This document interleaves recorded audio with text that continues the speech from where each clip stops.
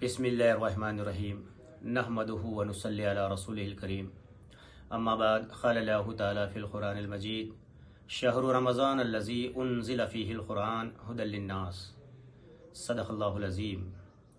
मुअज़्ज़िज़ सामीन व नाज़रीन, अल्हम्दुलिल्लाह, अल्लाह ताला का शुक्र कि अल्लाह ने हमको मुसलमान बनाया, मुहम्मदुर रसूल की उम्मत में पैदा किया और हमें माह रमज़ान की जैसी अजीम नेमत से सरफराज फरमाया। अब माह रमज़ान रुख़सत को है। अल्लाह ताला क़ुरान में फ़रमाते हैं कि हमने क़ुरान को रमज़ान में नाजिल किया है ताकि क़यामत तक के आने वाली इंसानियत के लिए यह हिदायत का सरचश्मा है और इससे हिदायत हासिल करें। अज़ीज़ों, हमने क़ुरान को माह रमज़ान में बहुत पढ़ा, बहुत सुना, बहुत समझा। अब हमें बाद रमज़ान इस पर अमल करने की ज़रूरत है। अल्लाह हमें अमल की तौफ़ीक़ अता फ़रमाए।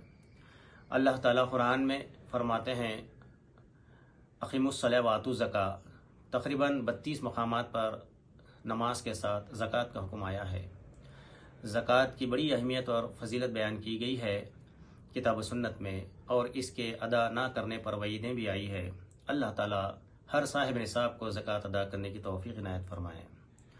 अज़ीज़ान मोहतरम, ज़कात हर साहिब निसाब पर वाजिब है, उसका निकालना फ़र्ज़ है।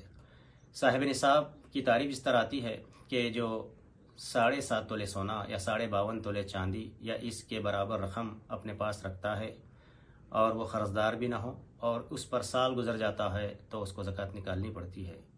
अल्लाह ताला हम सबको ज़कात निकालने की तौफ़ीक़ इनायत फ़रमाए। अज़ीज़ान मोहतरम, किताब व सुन्नत में ज़कात के असल हक़दार कौन हैं इसकी भी वजाहत आई है।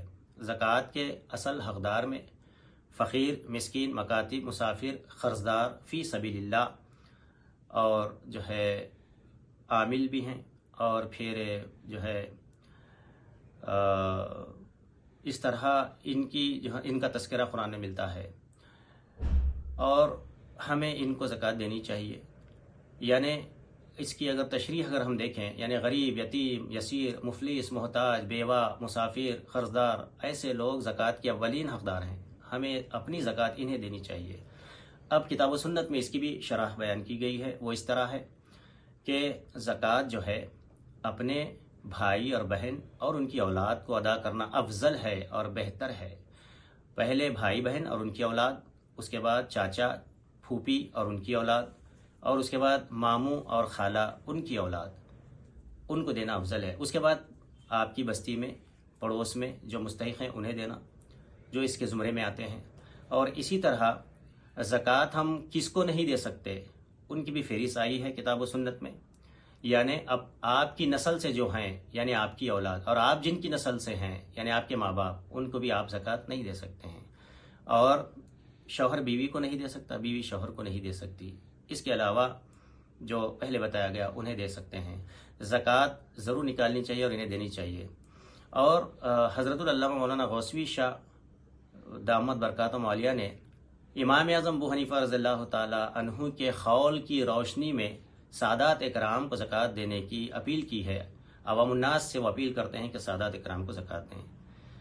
इमाम आज़म अबू हनीफ़ा रज़ियल्लाहु का ख़ौल वो नकल करते हैं, यानी इमाम आज़म अबू हनीफ़ा रज़ियल्लाहु ताला का ख़ौल ये है कि माल गनीमत से अहले बैत अतहार के लिए एक ख़ास मद हुआ करता था। अब वो मद मजदूद हो चुका है, यानी माल गनीमत से सादात इकराम को कोई हक़ नहीं मिलता। तो ऐसी सूरत में सादात इकराम को ज़कात बतौर तोहफ़ा दी जा सकती है। तो मौलाना गौसवी शाह दामद बरकातुहु आलिया ने इसी को बेस बनाकर अवाम से अपील की है कि वो गरीब सादात इकराम का ख्याल करें और उन्हें बतौर तोहफ़ा या नजराना अपनी ज़कात अता करें। अज़ीज़ान मोहतरम, ज़कात के जो मुस्तहिक़ीन हैं, सदक़े फ़ितर भी उन्हीं को देनी चाहिए, चूँकि अब ईद बिल्कुल क़रीब है। हमें हर मुसलमान को जो साहिब निसाब के ज़ुमरे में आता है उसको चाहिए कि वो सदक़े फ़ितर अदा मसारिफ़ हैं, यानी ज़कात के हक़दार हैं। सदक़े फ़ितर की मक़दार जो बताई गई है वो 1.25 किलो गेहूँ या फिर 2.5 किलो जौ या 2.5 किलो खजूर या 2.5 किलो मुनक्का। बेहतर ये कहा गया है कि जो है ज़्यादा से ज़्यादा पैसे जिसमें बनते हैं वो अदा करें ताकि ग़ुरबा, यतामा, मसाकीन, फ़ुक़रा, मुस्तहिक़ीन ज़कात का फ़ायदा हो। معزز سامعین و ناظرین، الحمدللہ یہ زکوٰۃ، صدقات، عطیات کے اولین حقدار فقیر، مسکین، محتاج، بیوگان، مسافر، قرضدار، عامل فی سبیل اللہ اور پھر جو ہے مسافر ہیں۔ اللہ تعالیٰ ہمیں توفیق دے کہ ہم ان کو ادا کریں، اور وہ ہمارے اہل خاندان ہیں تو پہلا حق ان کا بنتا ہے۔ اور عزیزان محترم، اس طرح جو ہے اس کے بعد بھی اگر ہماری زکوٰۃ بچتی ہے تو ہم جو ہے نا شعبہ خدمت یا ویلفیئر کی تنظیمیں یا جو ہے بیت المال یا پھر جو ہے مدارس کو بھی دیا جا سکتا ہے۔ افضل تو یہی ہے کہ ہم اپنے خاندان میں ادا کریں۔ عزیزان محترم، عید بالکل قریب ہے، تو جو ہے عید کے دن ہم فجر کی نماز اپنے محلے کی مسجد میں ادا کریں، اور عید کی نماز کے لیے ہمیں چاہیے کہ عیدگاہ کو جائیں، یہ سنت موقدہ ہے۔ آخر علیہ السلام کی حدیث کے مفہوم میں یہ بات آتی ہے کہ جہاں مسجد حرام اور مسجد نبوی ہے، جہاں کی ایک نماز 1,50,000 کے برابر ثواب رکھنے والی ہے، اس کے باوجود حضور نے فرمایا کہ تم عید کی نماز عیدگاہ میں ادا کرو، تو عیدگاہ میں ادا کرنی چاہیے۔